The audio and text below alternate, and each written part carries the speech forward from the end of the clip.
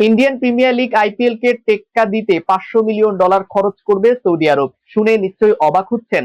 ফুটবলের পর এবার ক্রিকেটেও রাজত্ব করতে চায় সৌদি। গ্লোবাল টি-20 লিগ চালু করার পরিকল্পনা করে ফেলেছে তারা, যেখানে খেলবে 8টি দল। বিস্তারিত দেখুন দুনিয়া স্পোর্টস এর রিপোর্টে।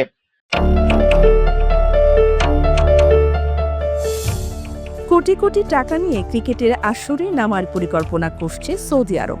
অন্যতম লক্ষ্য ইন্ডিয়ান প্রিমিয়ার লিগকে টেক্কা দেওয়া। সৌদির টাকার সাথে টেক্কা দিতে পারবে কি ভারত? সৌদি আরব বরাবরই চমক দেখানোর জন্য তৈরি থাকে। পর্তুগিজ সুপারস্টার ক্রিশ্চিয়ানো রোনাল্ডোকে সৌদি প্রো লিগে খেলানোর ক্ষমতা রাখে যারা, তারা যে নিশ্চিতভাবে অন্যদের থেকে কিছু আলাদা তা বলার অপেক্ষা রাখে না। ইপিএল, চ্যাম্পিয়ন্স লিগ, মেজর সকার লিগের মতো ফুটবল টুর্নামেন্টগুলিকে টেক্কা দিচ্ছে সৌদি প্রো লিগ। এবার মিলিয়ন পুঁজি নিয়ে এক গ্লোবাল টি-20 লিগ চালু করার কথা ভাবছে সৌদি আরব। অস্ট্রেলিয়ান মিডিয়া দ্য এজ এর রিপোর্ট অনুযায়ী সৌদি আরব যে গ্লোবাল টি-20 লিগের কথা ভাবছে তাতে খেলবে 8 দল। টেনিসের ঐতিহ্যবাহী টুর্নামেন্ট গ্র্যান্ড স্লামের মতো ওই 8 টিম সারা বছর ধরে বিভিন্ন দেশে খেলবে। এই লিগ চালু করার জন্য অবশ্য আইসিসি থেকে গ্রিন সিগন্যাল পেতে হবে সৌদিকে।